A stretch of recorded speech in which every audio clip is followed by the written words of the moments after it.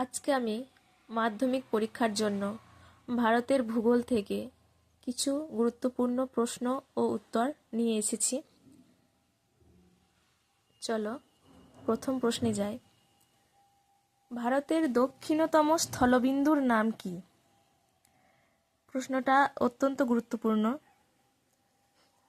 উত্তরটা হবে ইন্দিরা পয়েন্ট। তারপরের কোশ্চেনে আসি। ভারতে অবস্থিত হিমালয়ের সর্বোচ্চ শৃঙ্গ এর নাম কি? কাঞ্চনজঙ্ঘা।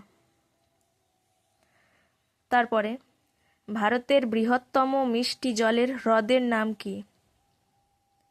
উত্তর হবে ডাল। ভারতে অরণ্য গবেষণাগারটি কোথায় অবস্থিত? দেরাদুনে। ভারতের সর্বাধিক চা উৎপন্ন হয় কোথায়? আসামে। Thank you. মাধ্যমিকের সাজেশনের জন্য পেজটিকে ফলো করুন।